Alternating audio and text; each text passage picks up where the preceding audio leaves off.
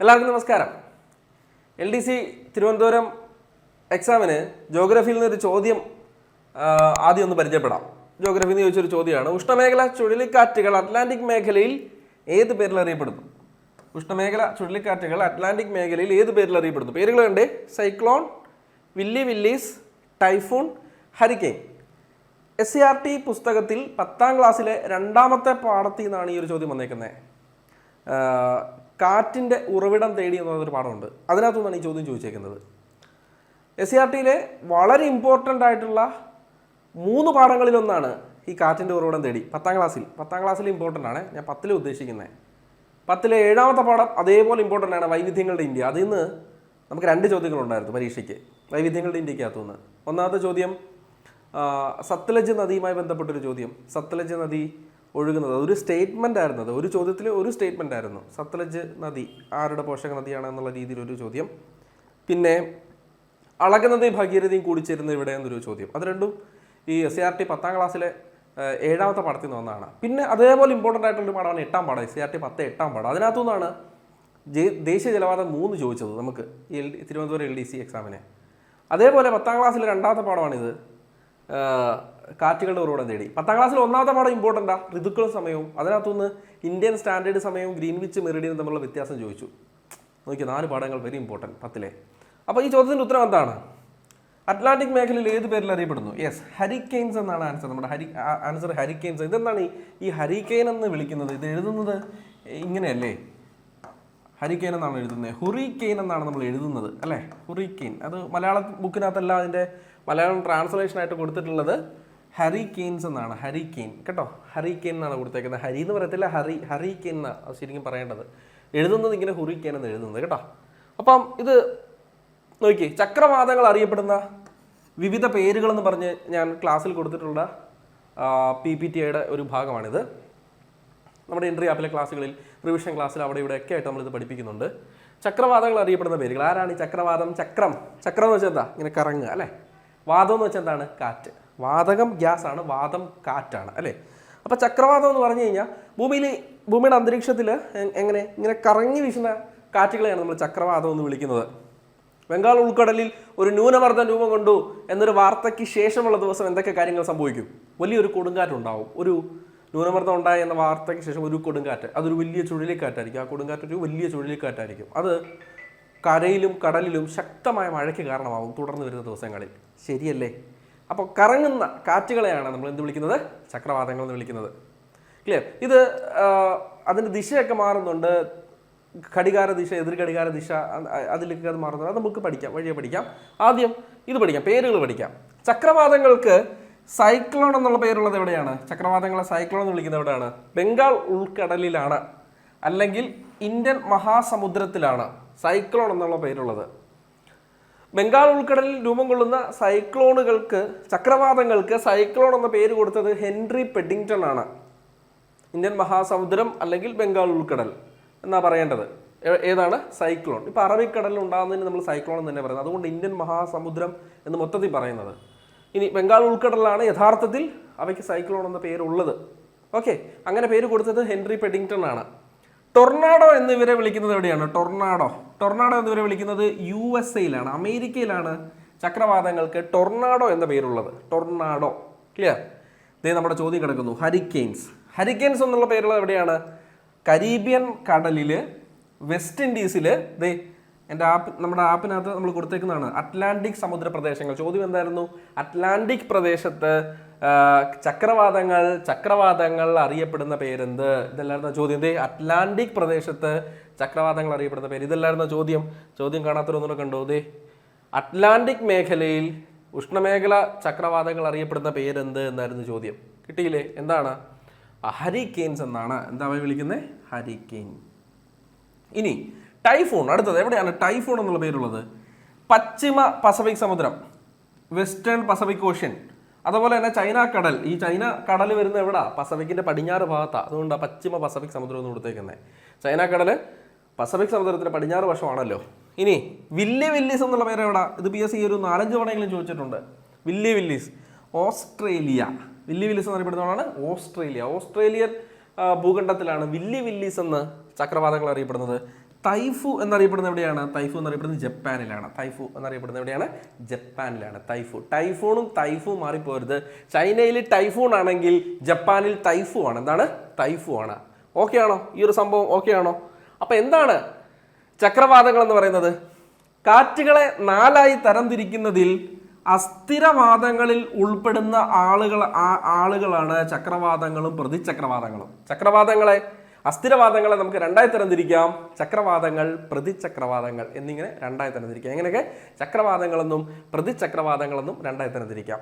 ഇന്നത്തെ ക്ലാസ്സിൽ നമ്മൾ ഈ അസ്ഥിരവാദങ്ങൾ, അതുപോലെ തന്നെ ഈ പറഞ്ഞ കാലികവാദങ്ങൾ, ഈ പറഞ്ഞ പ്രാദേശികവാദങ്ങൾ 2ഉം 3ഉം 4ഉം ചർച്ച ചെയ്യുന്നതായിരിക്കും. ഏതൊക്കെ? 2ഉം 3ഉം 4ഉം ഇന്നത്തെ ക്ലാസ്സിൽ ചർച്ച ചെയ്യുന്നതായിരിക്കും. അപ്പോൾ സാറേ എവിടെ പോയി? ഓൾറെഡി നമ്മൾ എടുത്തിട്ടുണ്ട്.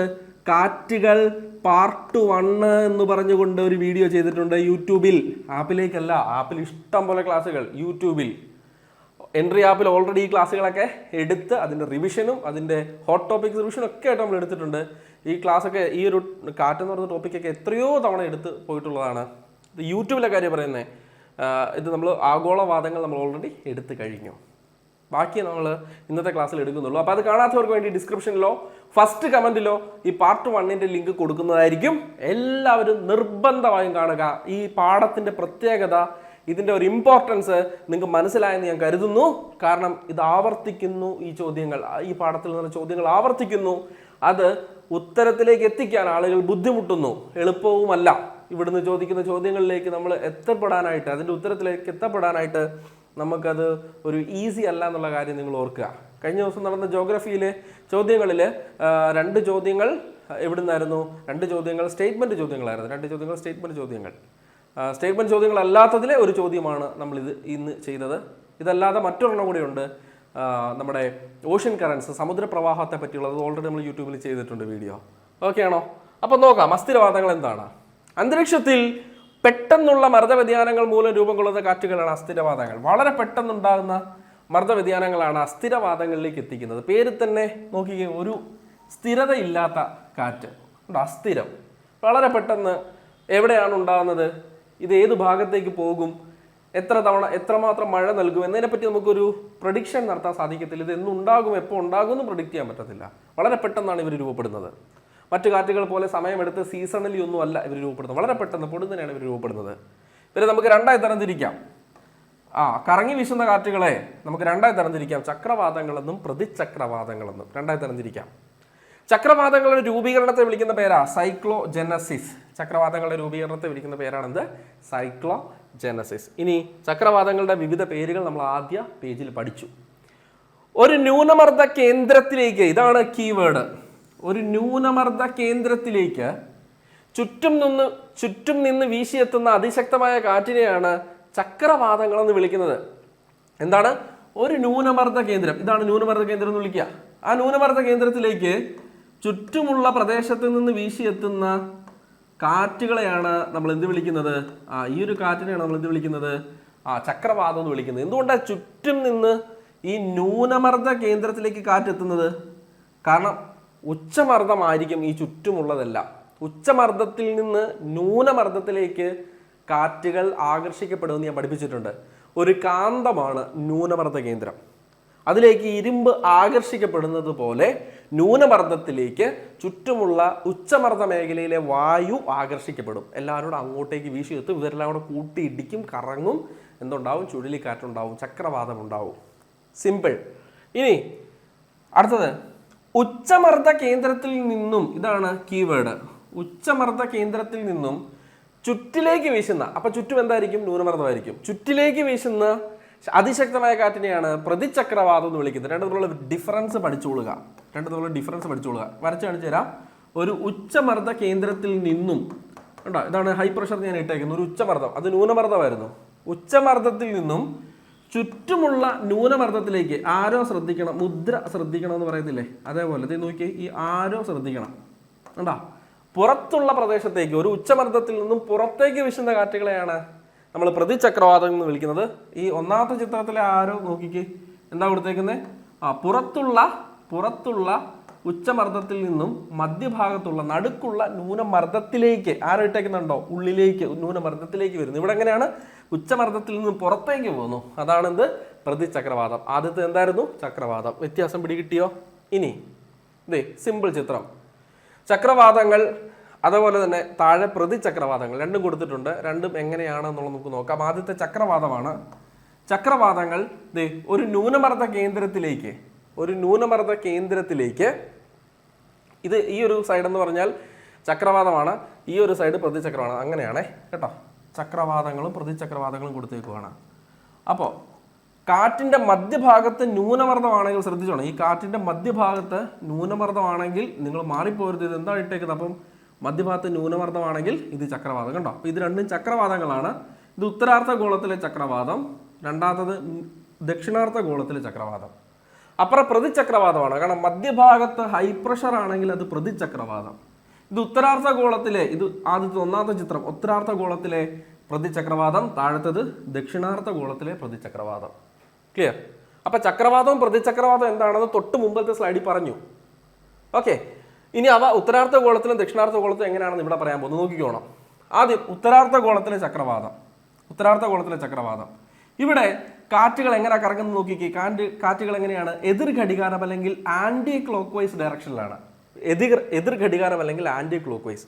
ദക്ഷിണാർദ്ധ ഗോളത്തിലോ ഇവിടെ കാറ്റുകൾ ക്ലോക്ക് വൈസ് ഡയറക്ഷനിൽ. ഈ ആരോസ് നിങ്ങൾ നോക്കി, ഇട്ടേക്കുന്ന ആരോസ് എല്ലാം നോക്കി കേട്ടോ. ഇവിടെ കാറ്റുകൾ ക്ലോക്ക് വൈസ് ഡയറക്ഷനിലാണ് കറങ്ങുന്നത്. ഇവിടെ കാറ്റുകൾ എങ്ങനെ കറങ്ങുന്നത്?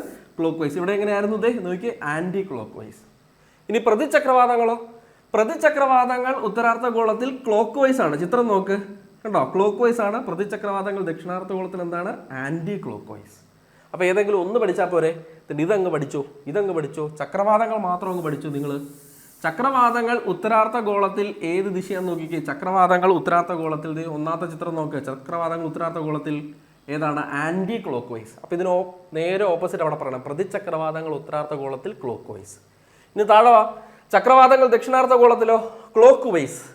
അപ്പോൾ പ്രതിചക്രവാതങ്ങൾ ദക്ഷിണാർദ്ധ ഗോളത്തിലോ?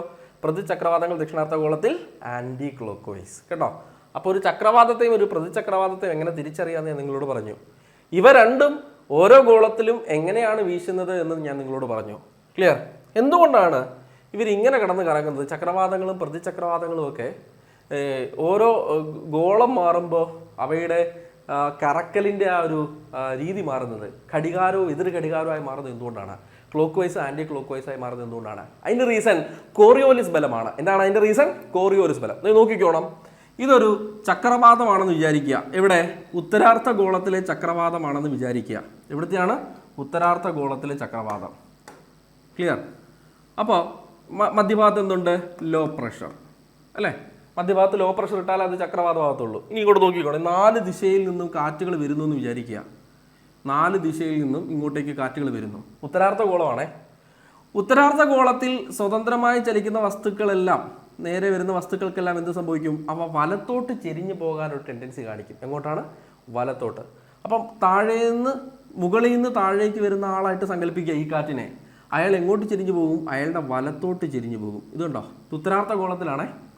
ഇവിടുന്ന് പോകുന്ന ആൾ നോക്കിക്കോണം. അങ്ങോട്ട് പോകുന്ന ആൾക്ക് എന്ത് സംഭവിക്കുന്നു? അയാളുടെ വലത്തേക്ക് ചെരിഞ്ഞു പോകുന്നു. ഇവിടുന്ന് പോകുന്ന ആളോ? അയാളുടെ വലത്തേക്ക് ചെരിഞ്ഞു പോകുന്നു. ഇവിടുന്ന് പോകുന്ന ആളോ? അയാളുടെ വലത്തേക്ക് ചെരിഞ്ഞു പോകുന്നു. ഈ ആരോ എല്ലാം കൂടെ ഒന്ന് കൂട്ടി യോജിപ്പിച്ചേ. കണ്ടോ? ഈ ആരോ എല്ലാം കൂടെ ഒന്ന് കൂട്ടി യോജിപ്പിച്ചേ. കണ്ടോ? ഇത് ഏത് ഡയറക്ഷനിലാണ് കറങ്ങുന്നത്? ഇവരെല്ലാം കൂടെ കറങ്ങുന്ന ഈ കാറ്റ് കറങ്ങുന്ന ഏത് ഡയറക്ഷനിലാണ്? നോക്കിയിട്ട് പറ. കണ്ടോ? Anti clock vice. കണ്ടോ? കോറിയോലിസ് ബലം എങ്ങനെയാണ് ഒരു ചക്രവാതത്തെ സ്വാധീനിക്കുന്നതെന്ന് ഞാൻ നിങ്ങൾക്ക് പറഞ്ഞു തന്നു. കണ്ടോ? ഇത് വെച്ചുകൊണ്ടാണ് പറഞ്ഞത് ചക്രവാതങ്ങൾ ഉത്തരാർദ്ധ ഗോളത്തിൽ എന്താണ്? Anti clock vice. ശരിക്കും നിങ്ങൾ ഇത് മാത്രം പഠിച്ചാൽ ബാക്കി 1, 2, 3 നിങ്ങൾക്ക് ആൻസർ ചെയ്യാനായിട്ട് പറ്റും. ഈ ഒരു പടവും ഞാൻ നിങ്ങളെ വരച്ച് കാണിച്ച ഈ ഒരു പടവും ഈ ഒരു പോയിന്റും ഓർത്താൽ ബാക്കിയെല്ലാം ആൻസർ ചെയ്യാൻ പറ്റും. എങ്ങനെ ചെയ്യാം സാറേ? ബാക്കിയെല്ലാം എങ്ങനെ ആൻസർ ചെയ്യാം? നോക്ക്. ചക്രവാതങ്ങൾ ദക്ഷിണാർദ്ധ ഗോളത്തിൽ ഇതിൻ്റെ ഓപ്പോസിറ്റ് എഴുതുക. ക്ലിയർ? ഇനി പ്രതിചക്രവാതങ്ങൾ ഉത്തരാർദ്ധ ഗോളത്തിൽ ഇതിൻ്റെ ഓപ്പോസിറ്റ് ഇങ്ങോട്ട് എഴുതുക. പ്രതിചക്രവാതങ്ങൾ ദക്ഷിണാർദ്ധ ഗോളത്തിൽ ഇതിൻ്റെ ഓപ്പോസിറ്റ് ഇങ്ങോട്ട് എഴുതുക. ഈ ഒരെണ്ണം ഓർത്താൽ ഈ 4 ശരിയാവും. ഒരെണ്ണം തെറ്റിയാൽ എല്ലാം തെറ്റും. ഒരെണ്ണം മറന്നു പോയാലോ ഒരെണ്ണത്തിനകത്ത് ക്ലാരിറ്റി നമുക്ക് കിട്ടിയില്ലെങ്കിലോ എല്ലാം തെറ്റും. എന്തുകൊണ്ടാണ് ഇത് ആന്റി ക്ലോക്ക് വൈസ് ആണെന്ന് വരച്ചും കൂടെ കാണിച്ചു തന്നു മനസ്സിലാവാനായിട്ട്. ഇനി മനസ്സിലായില്ലെങ്കിൽ ഇനിയും പറഞ്ഞുതരാം. നിങ്ങൾ കമൻറ്റിൽ ചോദിച്ചു കഴിഞ്ഞാൽ അടുത്ത ക്ലാസ്സിൽ പിന്നെയും പറഞ്ഞുതരാം, എത്ര വേണേലും പറഞ്ഞുതരാം കേട്ടോ. ഓക്കെ, ബംഗാൾ ഉൾക്കടലിൽ രൂപം കൊള്ളുന്ന ചക്രവാതങ്ങൾക്ക് സൈക്ലോൺ എന്ന പേര് കൊടുത്തത് ഹെൻറി പെട്ടിങ്ടൺ ആണ്. ചക്രവാതങ്ങളെ രണ്ടായി തരംതിരിക്കാം. ഉഷ്ണമേഖലാ സമുദ്രങ്ങളിൽ ഉണ്ടാകുന്ന ചക്രവാതങ്ങൾ ഉഷ്ണമേഖലാ ചക്രവാതങ്ങൾ എന്നറിയപ്പെടുന്നു. മിതോഷ്ണ മേഖലാ പ്രദേശത്തുണ്ടാകുന്ന ചക്രവാതങ്ങളെ മിതോഷ്ണ മേഖലാ ചക്രവാതങ്ങൾ എന്ന് വിളിക്കുന്നു. ക്ലിയർ അല്ലേ?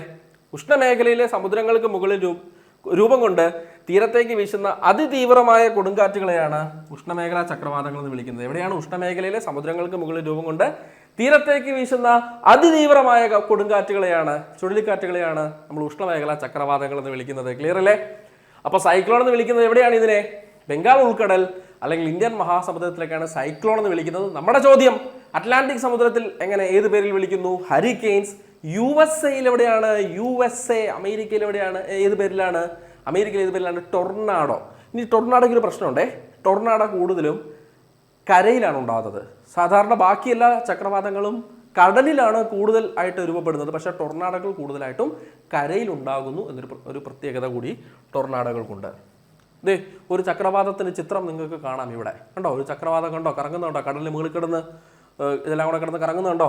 ഇതാണ് ഈ മധ്യഭാഗമാണ് ഒരു ചക്രവാത മധ്യഭാഗത്തെ ചക്രവാത നേത്രം എന്ന് വിളിക്കുന്നു. ഐ ഓഫ് എ സൈക്ലോൺ എന്ന് വിളിക്കുന്നത് കേട്ടോ. ചക്രവാത നേത്രം എന്നാണ് അതിനെ വിളിക്കുന്നത്. ക്ലിയർ? നോക്കി, ഒരു ചക്രവാതത്തിൻ്റെ ഒരു ചിത്രം, ഒരു ഗ്രാഫിക്കൽ ഇമേജ് നമുക്ക് നോക്കാം. എങ്ങനെയാണ് ഒരു ചക്രവാതം ഉണ്ടാകുന്നത് എന്നിവിടെ ഏകദേശം ഇതിനകത്ത് വ്യക്തമാക്കുന്നുണ്ട്. നോക്കിക്കോ. കണ്ടോ? ഒരു ഉച്ചമർദ്ദ മേഖലയിൽ നിന്ന് ന്യൂനമർദ്ദ കേന്ദ്രം, ഇതൊരു ന്യൂനമർദ്ദ കേന്ദ്രമാണ് ഈ ഐ എന്ന് എഴുതിയേക്കുന്നത്. കണ്ടോ? ഇതാണ് ചക്രവാത നേത്രം. കാരണം അങ്ങോട്ടേക്ക് കാറ്റുകൾ ആകർഷിക്കപ്പെടുന്നു. ഇതൊരു ന്യൂനമർദ്ദമാകുമ്പോൾ കാന്തം, മാഗ്നറ്റ് ഓർത്തോണം, അങ്ങോട്ടേക്ക്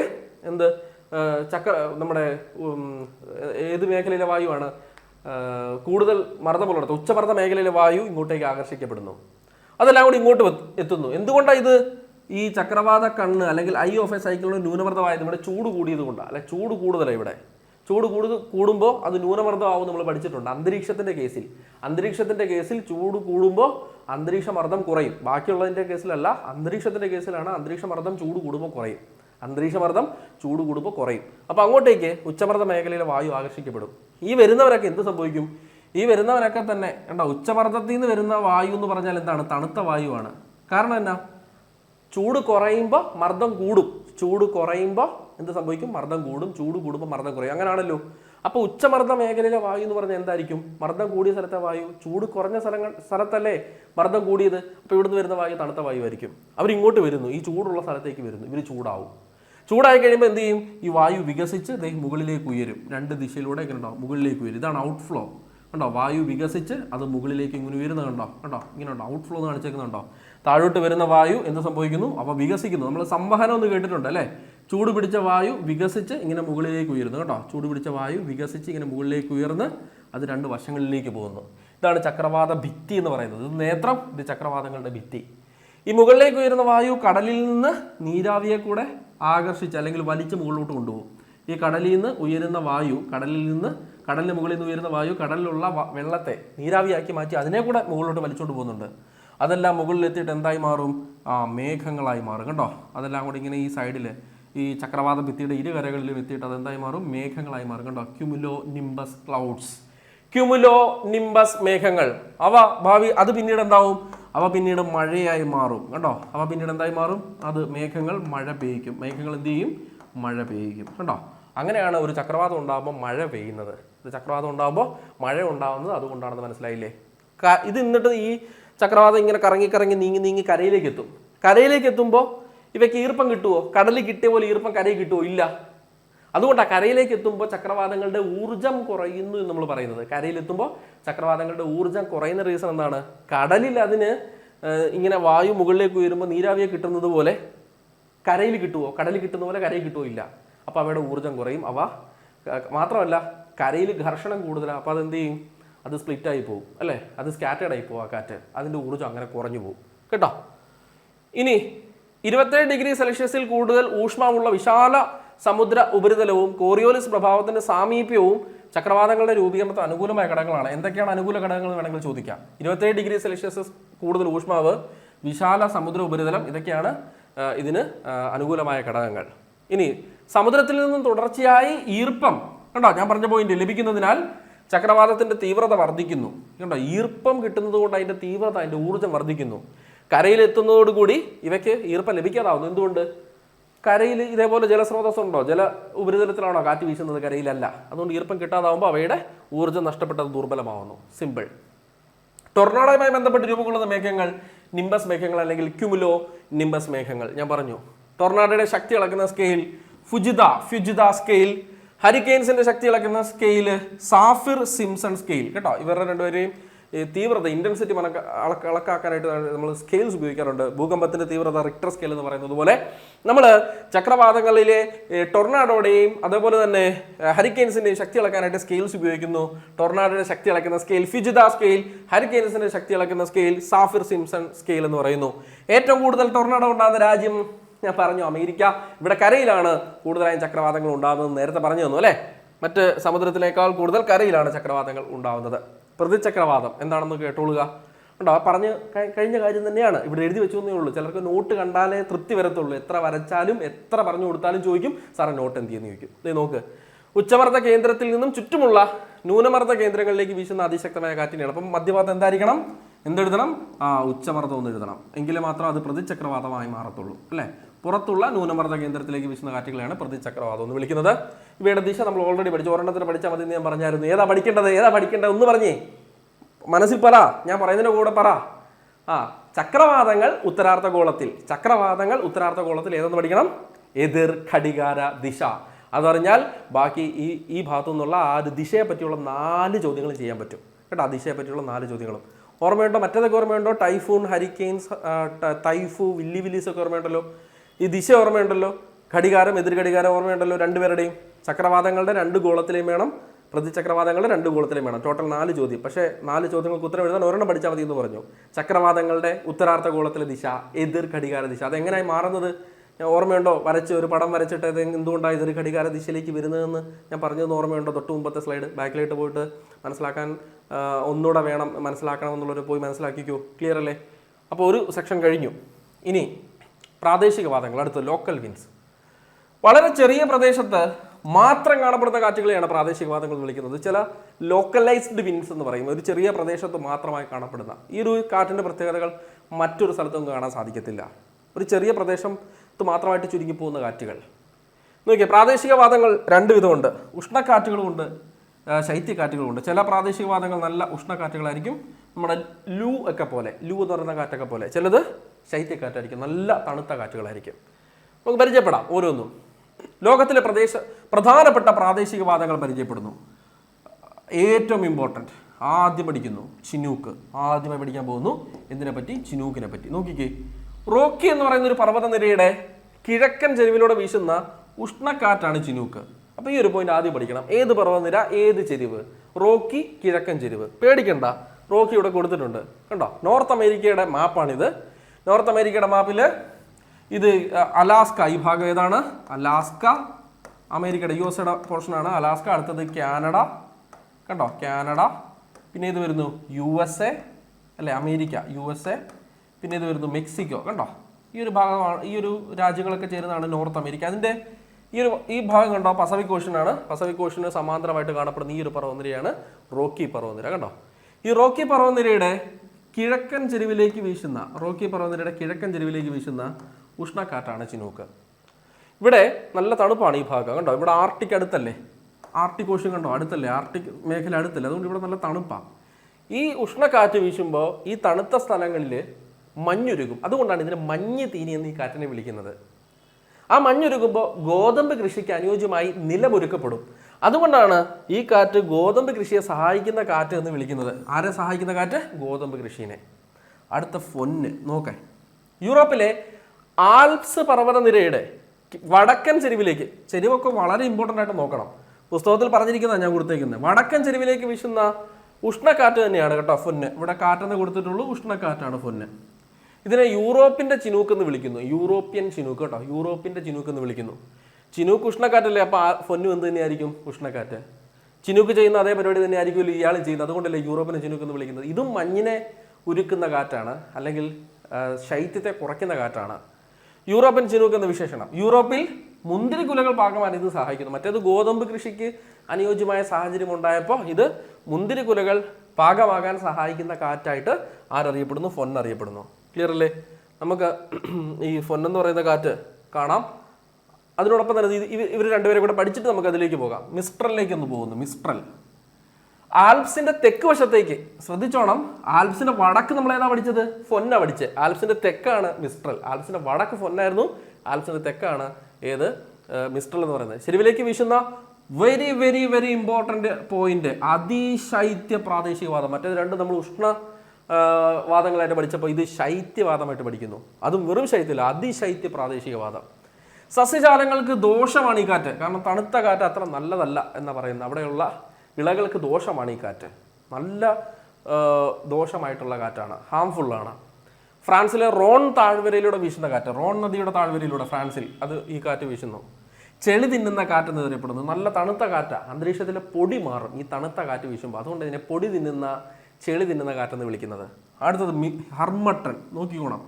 ആഫ്രിക്കയിലെ സഹാറ മരുഭൂമിയിൽ നിന്നും ഗിനിയ തീരത്തേക്ക് വീശുന്ന ഉഷ്ണക്കാറ്റാണ് ഹർമട്ടൻ. അപ്പോൾ ഇത് ഉഷ്ണക്കാറ്റ്. ആഫ്രിക്കയിലെ സഹാറയിൽ നിന്ന് വരുന്ന കാറ്റ് ഭയങ്കര തണുത്ത, ഫ്രിഡ്ജിൽ നിന്ന് വരുന്ന പോലത്തെ അല്ലെങ്കിൽ പോൾസിൽ നിന്ന് വരുന്ന, ധ്രുവങ്ങളിൽ നിന്ന് വരുന്ന പോലത്തെ തണുത്ത കാറ്റായിരിക്കുമോ? അല്ല, നല്ല ചുട്ട് പൊള്ളുന്ന കാറ്റായിരിക്കും ആഫ്രിക്കയിലെ സഹാറ മരുഭൂമിയിൽ വീശുന്ന കാറ്റ്. അത് ഉഷ്ണക്കാറ്റാണെന്ന് ഊഹിക്കാവുന്നതേ ഉള്ളൂ. ആർക്കും ഉഷ്ണക്കാറ്റാണെന്ന് അറിയാത്തവർക്ക് പോലും അത് ഊഹിക്കാവുന്നതേ ഉള്ളൂ, അല്ലേ? ഡോക്ടർ എന്ന് വിളിപ്പേരുള്ള കാറ്റാണിത്. ഇയാൾക്കൊരു പേരുണ്ട് ഈ കാറ്റിന്, ഡോക്ടർ. എന്തോ രോഗം മാറ്റുന്ന ആളാണ് ഡോക്ടർ, അല്ലേ? നമ്മുടെ അസുഖങ്ങൾ മാറ്റിത്തരുന്ന, ചികിത്സിക്കുന്ന ആളാണ് ഡോക്ടർ. ഇയാളെയും ഡോക്ടർ എന്ന് വിളിക്കുന്നത്. എന്തുകൊണ്ടെന്ന് നമുക്കൊരു ചിത്രത്തിൻ്റെ സഹായത്തോടെ തന്നെ പഠിക്കാം. നോക്കിക്കോണം. ഇവിടെ ആദ്യമായിട്ട് ഞാൻ പറയുന്നത് നമ്മുടെ ഫൊൻ എന്ന് പറയുന്ന കാറ്റാണ്. നോക്കിക്കേ, ആൽപ്സ് പർവ്വതനിര അതൊന്ന് മാർക്ക് ചെയ്യുന്നു. ആൽപ്സ് ശ്രദ്ധിച്ചോണം. ആൽപ്സിൻ്റെ വടക്കൻ ചെരുവിലേക്ക് വീശുന്ന ഇതാണ് ആൽപ്സ്. ആൽപ്സിന്റെ വടക്ക് ഭാഗത്തേക്ക് വീശുന്ന, ആൽപ്സിന്റെ വടക്ക് നോക്കിക്കണ്ടോ, ആ ഒരു ധ്രുവ പ്രദേശങ്ങളിലേക്കൊക്കെ പോകുന്നു, അല്ലെ? ധ്രുവ പ്രദേശങ്ങളിലേക്കൊക്കെ പോകുന്ന ആ ഒരു ഉഷ്ണക്കാറ്റാണ്. ധ്രുവങ്ങളിലേക്ക് പോവുക. ധ്രുവം തണുത്തായിരിക്കും എന്ന് പറഞ്ഞ് താഴേന്ന് പോകുന്ന കാറ്റ് തണുത്ത കാറ്റായിരിക്കും, അല്ല. കണ്ടോ, ധ്രുവങ്ങളിലേക്ക് പോകുന്ന ആ ഉഷ്ണക്കാറ്റാണ് ഫൊൻ എന്ന് പറയുന്നത്. ധ്രുവങ്ങളിൽ നിന്ന് വരുന്ന ഇത് കണ്ടോ, ധ്രുവങ്ങളിൽ നിന്ന് വരുന്ന മറ്റൊരു നിറത്തിൽ കാണിച്ചു തരാം. ധ്രുവങ്ങളിൽ നിന്ന് വരുന്ന ശീതക്കാറ്റ്, അതിശൈത്യക്കാറ്റ്, അല്ലെങ്കിൽ ആൽപ്സിന്റെ തെക്ക് ഭാഗത്തേക്ക് വരുന്ന, ആൽപ്സിന്റെ തെക്ക് ഭാഗത്തേക്ക് വരുന്ന ശൈത്യക്കാറ്റ് കണ്ടോ, അതാണ് മിസ്ട്രൽ. ആൽപ്സിന്റെ വടക്കോട്ട് പോയ ആളെ നോക്ക്, ആൽപ്സിന്റെ തെക്കോട്ട് വരുന്നതാണ്. ഇത് വരുന്ന ആള്, ഇതാൾ എവിടുന്ന വരുന്നത്? മിസ്ട്രൽ എവിടുന്ന വരുന്നത്? ആൽപ്സിന്റെ തെക്കോട്ടാണ് വരുന്നത്. എവിടുന്ന വരുന്നത്? ധ്രുവ പ്രദേശത്ത് നിന്നാണ് വരുന്നത്. അതുകൊണ്ട് അത് തണുത്ത കാറ്റായിരിക്കും. മറ്റവരെങ്ങോട്ടാ പോയെ? അത് ധ്രുവ പ്രദേശത്തോട്ട് പോകുമായിരുന്നു. ധ്രുവ പ്രദേശത്ത് നിന്ന് വന്നതല്ല, ധ്രുവ പ്രദേശത്തോട്ട് പോകുമായിരുന്നു. ആൽപ്സിന്റെ വടക്കോട്ടാ പോയെ. അതാരാണ്? ഫൊന്ന്. അത് ഉഷ്ണക്കാറ്റ്. ഈ വന്ന മിസ്ട്രൽ ആരാണ്? ഫ്രാൻസിലെ റോൺ താഴ്വരയിലൂടെ വരുന്ന ഈ ഒരു മിസ്ട്രൽ ആരാണ്? അത് ശൈത്യക്കാറ്റ്, അതിശൈത്യക്കാറ്റ്, പൊടി തിന്നുന്ന കാറ്റ്, ചെളി തിന്നുന്ന കാറ്റ്, സസ്യങ്ങൾക്ക് ദോഷമായ കാറ്റ് എന്നൊക്കെ പറഞ്ഞു. മറ്റേത് മുന്തിരിക്കുല. ഇതുണ്ടോ, ഇവരാണ് ആ മുന്തിരിക്കുലകളെ സഹായിക്കുന്ന കാറ്റ് കേട്ടോ. ഇവരാണ് മുന്തിരിക്കുലകളെ സഹായിക്കുന്ന കാറ്റ്. ഓക്കെ അല്ലേ മക്കളെ? സിമ്പിൾ അല്ലേ? സിമ്പിൾ കൺസെപ്റ്റ് അല്ലേ? ഇനിയാണ് നമ്മൾ ഡോക്ടറിനെ പരിചയപ്പെടാൻ പോകുന്നത്. ഇതുണ്ടോ, ഇത് ഭൂമധ്യരേഖയാണ്. ഈ പോകുന്നത് ഭൂമധ്യരേഖയാണ്. ആഫ്രിക്കൻ ഭൂഖണ്ഡത്തിലൂടെ ഇങ്ങനെ ഭൂമധ്യരേഖ കടന്നു പോകുന്നു. ഇവിടെ തന്നെ മറ്റൊരു സംഭവം കൂടെ നടക്കുന്നുണ്ട്. ഈ ഭൂമധ്യരേഖയുടെ അടുത്ത് ഇതിൻ്റെ ഈ ആഫ്രിക്കയുടെ ഈ ഭാഗത്തുള്ള കടൽ കണ്ടോ, ഇതാണ് ഗൾഫ് ഓഫ് ഗിനിയ എന്ന് പറയുന്ന കടൽ കേട്ടോ. Gulf of guinea. അതുകൊണ്ട് ഇവിടെ താമസിക്കുന്നവരെല്ലാം നമുക്ക് എന്ത് വിളിക്കാം? ഇത് ഗിനിയ തീരത്തുള്ള ആളുകൾ എന്ന് വിളിക്കാം. ഈ ഭാഗത്തൊക്കെ താമസിക്കുന്ന ആളുകളെ ഗിനിയ തീരത്ത് വസിക്കുന്നവരെന്ന് വിളിക്കുന്നു. അവർ ഭൂമധ്യരേഖയുടെ വളരെ അടുത്താണ്. എപ്പോഴും നല്ല ചൂടുള്ള പ്രദേശമാണ്. അത് മാത്രമല്ല കടലടുത്തുള്ളതുകൊണ്ട് എപ്പോഴും ഹ്യൂമിഡിറ്റി കാണും. ഈ സഹാറയിൽ നിന്ന് വീശുന്ന സഹാറ മരുഭൂമി തന്നെ ഇവിടെ ആയിട്ടാണ്. ഈ ഒരു ഭാഗമാണ് സഹാറ മരുഭൂമി. ആഫ്രിക്കയുടെ തന്നെ ഇത്രയും ഭാഗമാണ്, ഈ ഒരു ഭാഗത്തൊക്കെയായിട്ടാണ് സഹാറ മരുഭൂമി വരുന്നത്. ലോകത്തിലെ ഏറ്റവും വലിയ മരുഭൂമി എന്നൊക്കെ ഇത് അറിയപ്പെടുന്നു, അല്ലേ? ഈ സഹാറ മരുഭൂമിയിൽ നിന്ന് വരുന്ന ഈ ഉഷ്ണക്കാറ്റ് ഈ ഗിനിയ തീരത്തുള്ള ഈർപ്പത്തെ, അവിടുന്ന് ആ ഒരു ഹ്യൂമിഡിറ്റിയെ കുറയ്ക്കുന്നു, അല്ലെങ്കിൽ ആ ഹ്യൂമിഡിറ്റിയെ പതുക്കെ ആ കരയിൽ നിന്ന് അത് കടലിൻ്റെ ഭാഗത്തേക്ക് മാറ്റും. നമ്മൾ കാറ്റടിക്കുമ്പോൾ മേഘങ്ങൾ നീങ്ങിപ്പോകുന്നത് കണ്ടിട്ടില്ലേ? നല്ല കാർമേഘം. ഇന്ന് ഉച്ച കഴിഞ്ഞ് മഴ പെയ്യും. ഇങ്ങനെ നോക്കിയിരിക്കുക മുകളിലോട്ട്. പെട്ടെന്നാണ് ഒരു കാറ്റടിക്കുന്നത്. നമ്മൾ മഴ പെയ്യും, ഇപ്പം മഴയത്തിറങ്ങി കുളിക്കാമെന്ന പ്രതീക്ഷ നിൽക്കുമ്പോഴായിരിക്കും ഈ കാറ്റടിക്കുന്നത്. കാറ്റടിച്ച് മേഘങ്ങൾ നീങ്ങിപ്പോകുന്നത് കാണുന്നു. നല്ല ഇരുണ്ട് കൂടിയിരുന്ന അന്തരീക്ഷം തെളിയുന്നു. ഇതേപോലെ ഇവിടുന്ന് ഹ്യൂമിഡിറ്റി മാറ്റപ്പെടുന്നു ഈ കാറ്റ് വീശുമ്പോൾ. അപ്പോൾ ഹ്യൂമിഡിറ്റി മാറുമ്പോൾ ഞാനൊരു എക്സാമ്പിൾ പറഞ്ഞുതരാം. നല്ല കാർമേഘമുള്ള സമയത്ത് നമുക്ക് ഉഷ്ണം കൂടുതൽ ഫീൽ ചെയ്യാറില്ലേ? അന്തരീക്ഷം ഇങ്ങനെ മേഘാവൃതമായിട്ട് കാർമേഘം നിറഞ്ഞിരിക്കുമ്പോൾ നമുക്ക് ഉഷ്ണം കൂടുതൽ ഫീൽ ചെയ്യും അല്ലേ? കാരണം എന്നാ, അന്തരീക്ഷത്തിൽ നീരാവി കൂടുതലാണെന്നാണ് അർത്ഥം. മേഘങ്ങൾ ഉണ്ടെങ്കിൽ അന്തരീക്ഷത്തിൽ നീരാവി കൂടുതലാണ്. ഈ നീരാവി ഒരു ഗ്രീൻ ഹൗസ് ഗ്യാസ് ആണെന്ന് നിങ്ങൾക്കറിയാമോ? വാട്ടർ വേപ്പർ ഒരു ഗ്രീൻ ഹൗസ് ഗ്യാസ് ആണ്. കാർബൺ ഡൈ ഓക്സൈഡ് പോലെ, നൈട്രസ് ഓക്സൈഡ് പോലെ, ഓസോൺ പോലെ, മീത്തൈൻ പോലെ ഒരു ഗ്രീൻ ഹൗസ് ഗ്യാസ് ആണ് നീരാവിയും. അതായത് ഭൂമി പുറന്തള്ളുന്ന ഊർജ്ജത്തെ നീരാവി പിടിച്ചു വെക്കും, മനസ്സിലായി, അബ്സോർബ് ചെയ്യും. അങ്ങനെ അന്തരീക്ഷത്തോട്, ഭൂമിയോട് അടുത്തുള്ള അന്തരീക്ഷത്തിൻ്റെ ചൂട് വർദ്ധിപ്പിക്കും നീരാവി. മേഘങ്ങളൊക്കെ ഉള്ളപ്പോൾ അതുകൊണ്ട് ചൂട് കൂടും. അതുകൊണ്ടാണ് ചൂട് കൂടുന്നത്. ഭൂമി പുറന്തള്ളുന്ന ഊർജ്ജം ഉണ്ടല്ലോ, അതിനെ ഭൗമോർജ്ജം എന്നല്ല വിളിക്കുന്നത്, അല്ലെങ്കിൽ ഭൗമ വികിരണം എന്നല്ല അതിനെ വിളിക്കുന്നത്. അതിനെ ഈ കാർബൺ ഡൈ ഓക്സൈഡ് ഒക്കെ ആഗിരണം ചെയ്യുന്നത് പോലെ നീരാവി ആഗിരണം ചെയ്യും. അങ്ങനെ ഭൂമിയോട് അടുത്ത് കിടക്കുന്ന അന്തരീക്ഷത്തിൻ്റെ ചൂട് കൂടും, മനസ്സിലായോ? അപ്പോൾ ഈ നീരാവി മാറുമ്പോൾ, ഈ കാറ്റടിച്ചിട്ട് ഈ നീരാവി മേഘങ്ങൾ മാറുമ്പോൾ ഇവിടെയുള്ള ആളുകൾക്ക്, ഈ ഗിനിയ തീരത്ത് വസിക്കുന്ന ആളുകൾക്ക് നല്ല സമാധാനം അനുഭവപ്പെടും. അവരുടെ ശരീരത്തിനൊരു സൗഖ്യം, ഒരു സുഖം അനുഭവപ്പെടും അവർക്ക്. അതുകൊണ്ടാണ് അവർ ആ കാറ്റിനെ ഡോക്ടർ എന്ന് വിളിക്കുന്നത്. ക്ലിയർ അല്ലേ? പ്രാദേശികവാദങ്ങൾ കംപ്ലീറ്റഡ്. പ്രാദേശികവാദങ്ങൾ കംപ്ലീറ്റഡ് പുസ്തകത്തിലുള്ളത്, SCERT-ക്കകത്തുള്ളത് കംപ്ലീറ്റഡ്. ഇനിയും ധാരാളം പ്രാദേശികവാദങ്ങൾ നമുക്ക് പഠിക്കാനായിട്ട് നമ്മുടെ SCERT-യിലില്ല. മറ്റ് പുസ്തകങ്ങൾക്ക് ഇഷ്ടംപോലെ പ്രാദേശികവാദങ്ങളെ പറ്റി പഠിക്കാനുണ്ട്. സിറോക്കോ, ബോറ എന്നൊക്കെ പറഞ്ഞ്, ഖംസിൻ എന്നൊക്കെ പറഞ്ഞ് ഇഷ്ടംപോലെ പ്രാദേശികവാദങ്ങളുണ്ട്. SCERT ബേസ് ചെയ്ത് ഞാൻ കംപ്ലീറ്റ് ആക്കിയിട്ടുണ്ട്. ഇതേ നോക്കിക്കോണം. അപ്പോൾ ഇവിടുത്തെ എല്ലാം നമ്മൾ പറഞ്ഞിട്ടില്ലേ? പിന്നെ വേറെ ഏതെങ്കിലും പറയാനുണ്ടോ? ചിനൂക്ക് ഓൾറെഡി നമ്മൾ നേരത്തെ പറഞ്ഞതാണ് അല്ലേ? ചിനൂക്കിനെ പറ്റി നമ്മൾ നേരത്തെ പറഞ്ഞതാണ്. അതെ, ഇതുണ്ടോ ബോറ എന്ന് പറയുന്ന കാറ്റ്? ഇതിൻ്റെ ഇതുണ്ടോ?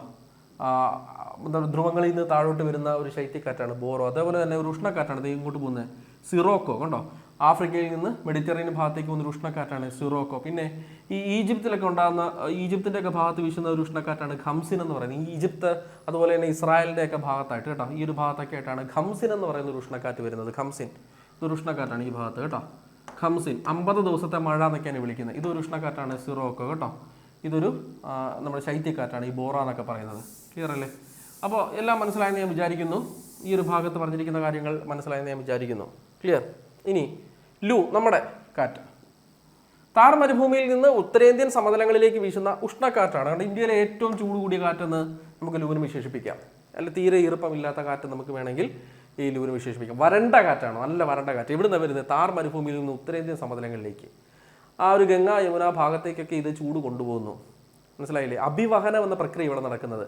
ചൂട് തിരശ്ചീനമായിട്ട് വ്യാപരിക്കുന്നു. തിരശ്ചീനമായിട്ട് ചൂട് ലംബമായിട്ട് വ്യാപരിച്ചാൽ അത് സംവഹനം. ഇത് തിരശ്ചീനമായിട്ട് വ്യാപരിക്കുന്നു. കണ്ടോ, അഭിവഹനം. അടുത്ത മാംഗോ ഷവർ. കേരളത്തിലും തെക്കേ ഇന്ത്യൻ തീരദേശങ്ങളിലുമൊക്കെ വേനൽക്കാലത്ത് അനുഭവപ്പെടുന്ന പ്രാദേശികവാദമാണ് മാംഗോ ഷവർ. മാമ്പഴ കാറ്റ് എന്നാണ് അതിനെ വിളിക്കുന്നത്. ഇതിന് മലയാളം വാക്ക് മാമ്പഴ കാറ്റ് എന്നാണ്. കേരളത്തിൽ തെക്കേ ഇന്ത്യൻ തീരങ്ങളിലുമൊക്കെ വേനൽക്കാലത്ത് അനുഭവപ്പെടുന്ന പ്രാദേശികവാദമാണ്. ഈ കാറ്റ് വീശുമ്പോൾ മാങ്ങ പൊഴിയും, കാറ്റടിക്കുമ്പോൾ മാങ്ങ പൊഴിയും. കണ്ടിട്ടില്ല? നല്ല കാറ്റുള്ളപ്പോൾ പണ്ട് നമ്മൾ സ്കൂളിൽ പഠിക്കുന്ന സമയത്ത് നല്ല കാറ്റ് വീശുമ്പോൾ മാവിൻ്റെ ഒക്കെ താഴെ പോയി നിൽക്കും, മാങ്ങ വീഴുന്നത് പെറുക്കിയെടുക്കാനായിട്ട് തിന്നാനുമായിട്ട് അല്ലേ? അപ്പോൾ അങ്ങനെ മാങ്ങ സമയം ഏതാ? മാങ്ങയുടെ സമയം നിങ്ങൾക്കറിയോ? വേനൽ സമയമാണ്. പഴവർഗ്ഗങ്ങളും പച്ചക്കറികളും സെയ്ത് വിളകളെന്നല്ല പഠിച്ചേക്കുന്നത്. മാങ്ങയൊക്കെ ഒരു വേനൽക്കാലം ആകുമ്പോഴാണ് നല്ല സെറ്റാവുന്നത്. അപ്പോൾ കാറ്റടിച്ച് ഇത് വീഴും. ആ സമയത്ത് ഒരു കാറ്റ് വീശും, അപ്പോൾ ഇതെല്ലാം കൂടെ പൊഴിഞ്ഞ് വീഴും. അതുകൊണ്ട് അതിനെ മാമ്പഴക്കാറ്റെന്ന് വിളിക്കുന്നത്. പിന്നെ നോർവെസ്റ്റർ, ബംഗാളിലും ആസാമിലും അതുപോലെ തന്നെ ബീഹാറിലൊക്കെ ആയിട്ട് ഉണ്ടാകുന്ന ഇടിയോടുകൂടിയ മഴയ്ക്ക് കാരണമാകുന്ന കാറ്റിനെയാണ് നമ്മൾ നോർവെസ്റ്റർ എന്ന് വിളിക്കുന്നത്. കുറേയെങ്കിലും ആളുകളുടെ സംശയം ഞാനിവിടെ തീർക്കാം. കാൽബൈശാഖി, ഇതെന്താണ്? കാറ്റാണോ മഴയാണോ? എന്താണോ നിങ്ങളുടെ SCERT നിങ്ങൾക്ക് പഠിക്കാനായിട്ട് തന്നേക്കും, നിങ്ങൾ വായിക്കേ. ഉഷ്ണകാലത്ത് പശ്ചിമ ബംഗാളിൽ അനുഭവപ്പെടാറുള്ള ഇടിയോടുകൂടിയ മഴയാണ് കാൽബൈശാഖി. ഞാൻ പറഞ്ഞതല്ല, പുസ്തകം പറയുന്നതാണ് കേട്ടോ. എനിക്കിതേ അറിയത്തുള്ളൂ. ഉഷ്ണകാലത്ത് പശ്ചിമ ബംഗാളിൽ അനുഭവപ്പെടാറുള്ള ഇടിയോടുകൂടിയ ശക്തമായ മഴയാണ് കാൽബൈശാഖി. എനിക്കിത് അറിയത്തുള്ളൂ. കുറേയെങ്കിലും പേര് പറയാറുണ്ട്, സാർ ഇത് മഴയല്ലേന്ന് ചോദിക്കാറുണ്ട്, ഇത് കാറ്റല്ലെന്ന് ചോദിക്കാറുണ്ട്. അവരോടുള്ള എൻ്റെ ഉത്തരം ഇതാണ്, എൻ്റെ ചോദ്യം ഇതാണ്. SCERT ഇങ്ങനെയാണല്ലോ പറയുന്നത്, ശക്തമായ മഴയാണ് കാൽബൈശാഖി എന്നാണ് SCERT പറയുന്നത് കേട്ടോ. ഇനി അലർന്ന കാറ്റും ആലിപ്പഴ വീഴ്ചയും ഇതിൻ്റെ സവിശേഷതയാണ്, കാൽബൈശാഖിയുടെ സവിശേഷതയാണ്. ഈ ഒരു മഴക്കാലത്ത് അലർന്ന കാറ്റും ആലിപ്പഴ വീഴ്ചയും ഉണ്ടാവും കേട്ടോ. ഇത് ഇതിൻ്റെ സവിശേഷതയാണ്. ലാസ്റ്റ് കാലികവാദങ്ങൾ. അവസാനമായിട്ട് കാറ്റുകൾ എന്ന ടോപ്പിക്കിൽ നിന്ന് പഠിക്കാനുള്ള മൂന്നാമത്തെ ടൈപ്പ് വിൻഡാണ് കാലികവാദങ്ങൾ. നോക്കിക്കേ, സീസണുകൾക്കനുസരിച്ച് ദിശകൾക്ക് വ്യതിയാനം സംഭവിക്കുന്നതും ആവർത്തിക്കുന്നതുമായ കാറ്റുകളെയാണ് കാലികവാദങ്ങൾ എന്ന് വിളിക്കുന്നത്. കണ്ടോ, ഋതുക്കൾക്കനുസരിച്ച് കാറ്റുകളുടെ ദിശാ വ്യതിയാനം സംഭവിക്കുന്നതും ഇനി ഋതുക്കളിൽ ആവർത്തിച്ച് വരുന്നതുമായ കാറ്റ്. നമുക്ക് എല്ലാവർക്കും അറിയാം, ജൂൺ മാസം സ്കൂൾ പോകാൻ തുടങ്ങുന്ന ആ ദിവസം, അത്രയും കാലത്തെ ചൂടിന് ശേഷം മഴ വരും. അതുകൊണ്ടാണല്ലോ കുടയൊക്കെ നേരത്തെ കരുതി വെക്കുന്നത്. എല്ലാ ജൂൺ ജൂലൈ മാസങ്ങളിൽ നമുക്ക് മഴയാണെന്നറിയാം. അത് സെപ്റ്റംബർ വരെ നീളും, തെക്ക് പടിഞ്ഞാറൻ മൺസൂൺ. പിന്നെ അത് കഴിഞ്ഞ് ഒക്ടോബർ നവംബറിലായിട്ട് തുലാമഴ വരുന്നു, വടക്കിഴക്കൻ മൺസൂൺ വരുന്നു. പിന്നെ തണുപ്പ് കാലവും ചൂട് കാലവും വരുന്നു. അത് കഴിഞ്ഞിട്ട് പിന്നെ വീണ്ടും ജൂണിൽ ഇത് ആവർത്തിക്കുന്നു. എല്ലാ ജൂണിലും ഇത് ആവർത്തിക്കുന്നു. എല്ലാ ഒക്ടോബറിലും നവംബറിലും തുലാമഴ ആവർത്തിക്കുന്നു. കണ്ടോ, അങ്ങനെ ഋതുക്കൾക്കനുസരിച്ച് ആവർത്തിക്കുന്നു. എല്ലാ പകലിലും കടലിൽ നിന്ന് കരയിലേക്ക് കാറ്റ് വീശുന്നു. അതിന് നമ്മൾ കടൽ കാറ്റെന്ന് വിളിക്കുന്നത്. എവിടെ നിന്നാണ് തുടങ്ങുന്നത്? കടലിൽ നിന്ന്. എല്ലാ പകലിലും കടലിൽ നിന്ന് കരയിലേക്ക് കാറ്റ് വീശുന്നു, കടൽ കാറ്റ്. എല്ലാ രാത്രിയും കരയിൽ നിന്ന് കടലിലേക്ക് തിരിച്ച് വീശുന്നു, അതാണ് കരക്കാറ്റ്. കടലിലും കരയിലും രാത്രിയിലും പകലും പോയി നിന്ന് ഇത് എക്സ്പീരിയൻസ് ചെയ്യാനായിട്ട് പറ്റുമെന്ന് ചോദിച്ചാൽ പറ്റത്തില്ല. കാരണം ഇത് കുറച്ചും കൂടെ ഇത് തീരെ സർഫസ് വിൻഡായിട്ട് നമുക്ക് പരിഗണിക്കാൻ പറ്റത്തില്ല. കുറച്ചുകൂടെ മുകളിലൂടെയാണ് ഈ വായു പ്രവാഹം നടക്കുന്നത്. ഓക്കെ, എല്ലാ പകലിലും കടലിന് മുകളിൽ നിന്ന് കരയിലേക്ക് വീശുന്ന കാറ്റ് കടൽക്കാറ്റ്. എല്ലാ രാത്രിയിലും കരഭാഗത്ത് നിന്ന് കടലിലേക്ക് വീശുന്ന കാറ്റ് എന്താണ്? കരക്കാറ്റ്. ഇത് എപ്പോഴും ആവർത്തിക്കും. എല്ലാ പകലിലും കടൽക്കാറ്റ് തന്നെ ആവർത്തിക്കും, എല്ലാ രാത്രിയിലും കരക്കാറ്റ് തന്നെ ആവർത്തിക്കും. കണ്ടോ, കൃത്യമായ ഇടവേളകളിൽ ആവർത്തിക്കുന്നു, കൃത്യമായ മാസങ്ങളിൽ ആവർത്തിക്കുന്നു, കൃത്യമായ സീസണുകളിൽ ആവർത്തിക്കുന്നു. അതാണ് നമ്മുടെ കാലികവാദം എന്ന് വിളിക്കുന്നത്. കാലികവാദത്തിന് ഉദാഹരണമാണ് മൺസൂൺ, കരക്കാറ്റ്, കടൽക്കാറ്റ്, പർവ്വതക്കാറ്റ്, താഴ്വരക്കാറ്റ്. ആരൊക്കെയാണ്? 1 മൺസൂൺ, 2 കരക്കാറ്റ്, കടൽക്കാറ്റ്, 3 പർവ്വതക്കാറ്റ്, താഴ്വരക്കാറ്റ്. ഇവരൊക്കെയാണ് സീസണൽ വിൻഡിൻ്റെ എക്സാമ്പിൾസ് അല്ലെങ്കിൽ കാലികവാദങ്ങളുടെ ഉദാഹരണങ്ങൾ. നോക്കിയേ, ആദ്യമായിട്ട് കരക്കാറ്റ്, കടൽക്കാറ്റ് പെട്ടെന്ന് എക്സ്പ്ലെയിൻ ചെയ്യാം. പകൽ സമയമാണ് കാണിച്ചിരിക്കുന്നത്. ആദ്യ ചിത്രത്തിൽ, ഒന്നാമത്തെ ചിത്രത്തിൽ കാണിച്ചിരിക്കുന്നത് പകൽ സമയമാണ്. സൂര്യൻ ഇവിടെ കൊടുത്തിട്ടുണ്ട്. നല്ല ചൂടാവുന്നു. കര ആദ്യം ചൂടാവുന്നു. കടൽ സാവധാനത്തിലേ ചൂടാവത്തുള്ളൂ. കര പെട്ടെന്ന് ചൂടാവുന്നു, ആദ്യം ചൂടാവുന്നു. ചൂട് കൂടുമ്പോൾ അവിടെ എന്താവും നമ്മൾ പഠിച്ചത്? അവിടെ ലോ പ്രഷർ, ന്യൂനമർദ്ദമാകും. ഇവിടെ എന്താവും? ന്യൂനമർദ്ദമാകും. ന്യൂനമർദ്ദമുള്ള സ്ഥലത്ത് എന്ത് സംഭവിക്കും? അവിടുന്ന് വായു മുകളിലേക്ക് ഉയരും. വികസിച്ച് മുകളിലേക്ക് ഉയർന്ന് വശങ്ങളിലേക്ക് ചലിച്ച് കടലിൻ്റെ മുകളിലേക്ക് ചെല്ലും. കടലിൽ എന്തുകൊണ്ട് അങ്ങോട്ട് ചെല്ലുന്നത്? അങ്ങോട്ടേക്ക് ആകർഷിക്കപ്പെടുന്നതുകൊണ്ട് ഇവിടെ തണുപ്പാണ് അല്ലേ? അപ്പോൾ അങ്ങോട്ടേക്ക് ഇത് മുകളിലൂടെ കേട്ടോ വശങ്ങളിലേക്ക് ചലിച്ച് കടലിൻ്റെ ആ ഒരു ഭാഗത്തേക്ക് പോകുന്നു, അല്ലെങ്കിൽ അത് വശങ്ങളിലേക്ക് മാറ്റപ്പെടുന്നു എന്ന് വിചാരിക്കുക കേട്ടോ. അങ്ങനെ ഇവിടെയുള്ള എന്ത് സംഭവിച്ചു? ഇവിടെയുള്ള വായു മുഴുവൻ അന്തരീക്ഷത്തിൻ്റെ മുകൾ തലങ്ങളിലൂടെ അല്ലെങ്കിൽ ഇവിടുന്ന് രക്ഷപ്പെട്ടു, അല്ലെങ്കിൽ ഇവിടുന്ന് പോയി. ഇവിടെയുള്ള വായു മുഴുവൻ നഷ്ടപ്പെട്ടു. അങ്ങനെ അത് ലോ പ്രഷറായി മാറി. ചൂട് കൂടിയപ്പോൾ ഇവിടെയുള്ള വായു വികസിച്ച് മുകളിലേക്ക് പോയതുകൊണ്ട് ഇവിടെ എന്ത് സംഭവിച്ചു? ഇവിടെ ലോ പ്രഷറായി മാറി. ആ സമയത്ത് പകൽ സമയത്ത് കര എങ്ങനെയാണ്? പകൽ സമയത്ത് തണുപ്പാണ്. കടൽ തണുപ്പാണ്. പകൽ സമയത്ത് കടൽ തണുപ്പാണ്. അതുകൊണ്ട് ഇവിടെ എന്തായിരിക്കും? ഹൈ പ്രഷർ ആയിരിക്കും. ഇവിടെ എന്തായിരിക്കും? ഹൈ പ്രഷർ ആയിരിക്കും. അപ്പം കാറ്റ് എവിടുന്ന് അങ്ങോട്ട് വീശോ നമ്മൾ പഠിച്ചിട്ടുള്ളത്? ഹൈയിൽ നിന്ന് ലോയിലേക്ക്. ഇതുണ്ടോ, ഹൈ പ്രഷറിൽ നിന്ന് ലോ പ്രഷറിലേക്ക് പകൽ സമയത്ത് കാറ്റ് വീശും. ഇതിനെയാണ് കടൽ കാറ്റെന്ന് വിളിക്കുന്നത്. എവിടുന്നാണോ തുടങ്ങുന്നത്? കടലിൽ നിന്ന്. അതുകൊണ്ട് അതിനെ കടൽ കാറ്റെന്ന് വിളിക്കുന്നത്. അപ്പോൾ ഒന്നുകൂടെ പെട്ടെന്ന് പറഞ്ഞുതരാം. പകൽ സമയം കര ചൂടാകുന്നു. ഏറ്റവും സിമ്പിൾ പോയിന്റ്സ്. പകൽ സമയത്ത് കര ചൂടാകുന്നു, അതുകൊണ്ട് അവിടെ ലോ പ്രഷർ. പകൽ സമയത്ത് കടൽ താരതമ്യേന തണുപ്പാണ്, അതുകൊണ്ട് അവിടെ ഹൈ പ്രഷർ. കാറ്റ് എവിടെ നിന്ന് അങ്ങോട്ട് വീശും? കടലിൽ നിന്ന് കരയിലേക്ക് വീശും. അതാണ് കേട്ടോ, കടലിൽ നിന്ന് കരയിലേക്ക് കാറ്റ് വീശുന്നു. അതാണ് കടൽ കാറ്റ്. രാത്രിയാകുമ്പോൾ നേരെ തിരിയുന്നു. രാത്രിയാകുമ്പോൾ കണ്ടോ പതുക്കെ ചൂട് പിടിച്ച് കടൽ കണ്ടോ രാത്രി ആയപ്പോഴത്തേക്ക് എന്തായി? ചൂടായി. സാവധാനത്തിലെ ചൂടാവുമെന്ന് പറഞ്ഞായിരുന്നു, അതുകൊണ്ട് ചൂടായി. അപ്പോൾ ഇവിടെ എന്താണ്? Low pressure. അപ്പോൾ കരയിൽ എന്താണ്? താരതമ്യേന തണുപ്പ്. അപ്പോൾ ഇവിടെ എന്താണ്? High pressure. താരതമ്യേന തണുത്ത കര, അപ്പോൾ ഹൈ പ്രഷർ. അപ്പോൾ കാറ്റ് എവിടെ നിന്ന് അങ്ങോട്ട് വീശും? കരയിൽ നിന്ന് കടലിലേക്ക് വീശും. ഇതിനെ വിളിക്കുന്ന പേരാണ് കരക്കാറ്റ്. എന്താ വിളിക്കുന്നത്? കരക്കാറ്റ്. അപ്പോൾ ഇത് സംവഹനമല്ലേ? പകൽ സമയത്ത് എവിടെ സംവഹനം നടന്നു? വായു ഉയർന്ന് നഷ്ടപ്പെട്ടത് എവിടെയാ? കരയില്ല. രാത്രി സമയത്ത് എവിടെ സംവഹനം നടന്നു? വായു വികസിച്ച് മുകളിലേക്ക് ഉയർന്ന് നഷ്ടപ്പെട്ട എവിടെയാ? കടലില്ല കേട്ടോ, കടലില്ല. വായു വികസിച്ച് മുകളിലേക്ക് ഉയർന്ന് നഷ്ടപ്പെട്ടത് എവിടെയാണ്? കടലിലാണ്. സംവഹനം നടന്നത് രാത്രിയിലും പകലും എവിടെയാണെന്ന് ഓർത്തോണം. രാത്രിയിൽ കടലിലാണെങ്കിൽ പകൽ സംവഹനം നടന്നത് ഇവിടെ കരയിലാണ് കേട്ടോ. ഈ പറഞ്ഞ കാര്യം ഇവിടെ എഴുതി വെച്ചു എന്ന് മാത്രമേ ഉള്ളൂ. കടലും കരയും താപം ആഗിരണം ചെയ്യുന്ന കൈമാറ്റം ചെയ്യുന്ന വ്യത്യസ്ത രീതികളാണ്. ഇത് നോട്ട് വേണ്ടവർക്ക്, ആളുകൾക്ക് നോട്ട് തന്നെ വേണം. പകൽ സമയത്ത് കര വേഗം ചൂടാവുന്നു, കടലിനേക്കാൾ ചൂടാവുന്നു അല്ലേ? അപ്പോൾ കരയുടെ മുകളിലെ വായു ചൂടായി മുകളിലേക്ക് ഉയരുന്നു. പറഞ്ഞ കാര്യം. അപ്പോൾ അവിടെ എന്ത്? മർദ്ദം കുറഞ്ഞു. കാരണം അവിടുത്തെ വായു മുഴുവൻ നഷ്ടപ്പെട്ടപ്പോൾ അവിടെ എന്ത് സംഭവിച്ചു? മർദ്ദം കുറഞ്ഞു. അതേസമയം കടലിന് മുകളിലെ വായു ഉയർന്ന മർദ്ദത്തിലുള്ള വായുവാണ്, കാരണം അവിടെ താരതമ്യ തണുപ്പാണ്. അപ്പോൾ അവിടെ നിന്ന് ഇങ്ങോട്ട് കാറ്റ് വീശും, കടലിൽ നിന്ന് കരയിലേക്ക്. അതിനെ വിളിക്കുന്ന പേരാണ് കടൽക്കാറ്റ്. ക്ലിയർ? ഇത് തന്നെ അടുത്ത എക്സാമ്പിൾ. ഇനി രാത്രിയിൽ ഇത് നേർ വിപരീത സാഹചര്യമാണ്. രാത്രിയിൽ കര കടലിനേക്കാൾ വേഗത്തിൽ താപം നഷ്ടപ്പെടുത്തുന്നു. കര കടലിനേക്കാൾ വേഗത്തിൽ താപം നഷ്ടപ്പെടുത്തുകയും തണുക്കുകയും ചെയ്യുന്നു കര അല്ലേ? അപ്പോൾ രാത്രിയാകുമ്പോൾ ആര് തണുത്തു? കര തണുത്തു. ആരാണ് ചൂട്? കടൽ ചൂടാണ്. അപ്പം കരയിൽ നിന്ന് കടലിലേക്ക് കാറ്റ് വീശും. അതിനെ വിളിക്കുന്ന പേരാണെന്ത്? കരക്കാറ്റ്. നേരത്തെ പടത്തിലൂടെ പറഞ്ഞ കാര്യം എഴുതി വെച്ചു. ഇനി ഇത് തന്നെ പർവ്വതക്കാറ്റും താഴ്വരക്കാറ്റും. പകൽ സമയത്ത് ഈ പർവ്വത ചെരുവുകൾ ചൂടാകുന്നു, അതുകൊണ്ട് അവിടെ ലോ പ്രഷർ അല്ലേ. താഴ്വരകൾ പകൽ സമയത്ത് തണുപ്പ്, അപ്പോൾ അവിടെ ഹൈ പ്രഷർ. അപ്പോൾ കാറ്റ് എവിടെ നിന്ന് എങ്ങോട്ട് വീശും? താഴ്വരകളിൽ നിന്ന് പർവ്വതങ്ങളിലേക്ക് വീശും പകൽ സമയത്ത്. ഇതിനെ വിളിക്കുന്ന പേരാണ് താഴ്വരക്കാറ്റ്. രാത്രിയാകുമ്പോഴോ പർവ്വത ചെരുവുകൾ തണുക്കും, അപ്പോൾ അവിടെ എന്താണ്? High pressure. താഴ്വരകൾ താരതമ്യേന ചൂടാണ്, അപ്പോൾ അവിടെ ലോ പ്രഷർ. അപ്പോൾ കാറ്റ് എവിടെ നിന്ന് എങ്ങോട്ട് വീശും? തണുത്ത കാറ്റ് താഴ്വരകളിലേക്ക് വീശും. പർവ്വത ചെരുവിൽ നിന്ന് താഴ്വരകളിലേക്ക് വീശും. തുടങ്ങിയത് പർവ്വത ചെരുവിൽ നിന്നല്ലേ, അല്ലെങ്കിൽ പർവ്വതങ്ങളിൽ നിന്നല്ലേ, അപ്പോൾ അത് പർവ്വതക്കാറ്റ്. പകൽ സമയം താഴ്വരയിൽ നിന്ന് പർവ്വതങ്ങളിലേക്ക് വീശി, അത് താഴ്വരക്കാറ്റ്. രാത്രി സമയം എവിടുന്ന പർവ്വതങ്ങളിൽ നിന്ന് തിരികെ താഴ്വരയിലേക്ക് തണുത്ത കാറ്റ് വീശി, അതാണ് എന്തെന്ന് വിളിക്കുന്നത്? നമ്മുടെ പർവ്വതക്കാറ്റെന്ന് വിളിക്കുന്നത്. പകരം ഞാൻ ഇവിടെ എഴുതി വെക്കുന്നു. പകൽ സമയം ആര് ചൂടായി? പർവ്വത ചെരുവുകളിലെ വായു ചൂട് പിടിച്ച് മുകളിലേക്ക് ഉയരുന്നു. അപ്പോൾ അവിടെ എന്ത് സംഭവിക്കുന്നു? അവിടെ മർദ്ദം കുറയുന്നു. ഈ വിടവ് നികത്താനായിട്ട് താഴ്വരകളിൽ നിന്ന് കാറ്റ് എങ്ങോട്ട് വീശി എത്തുന്നു? പർവ്വത ചെരുവുകളിലേക്ക് എത്തുന്നു. ഇതിനെ വിളിക്കുന്ന പേരാണ് താഴ്വരക്കാറ്റ്. അപ്പോൾ പകൽ സമയത്ത് വായു ചൂട് പിടിച്ച് വികസിച്ച് ഉയർന്നത് എവിടെയാണ്? പർവ്വത ചെരുവുകളിലാണ്. ചൂട് കൂടിയപ്പോൾ അവിടുന്ന് വായു വികസിച്ച് മുകളിലേക്ക് ഉയർന്ന് അവിടെ ന്യൂനമർദ്ദം ഉണ്ടായി. അത് നികത്താൻ വേണ്ടി വന്ന കാറ്റാണ് ആര്? താഴ്വരക്കാറ്റ്. രാത്രി കാലങ്ങളിൽ പർവ്വത ചെരുവുകൾ തണുക്കുന്നു, അപ്പോൾ അവിടെ ഹൈ പ്രഷറാണെന്ന് പറഞ്ഞു. അപ്പോൾ ഈ ഭാരം കൂടിയ വായു താഴ്വരകളിലേക്ക് നീങ്ങുന്നു അല്ലേ. ഹൈയിൽ നിന്ന് ലോയിലേക്ക് വീശുന്നല്ലേ പഠിച്ചേക്കുന്നേ. അതിനെ വിളിക്കുന്ന പേരാണെന്ത്? പർവ്വതക്കാറ്റ്.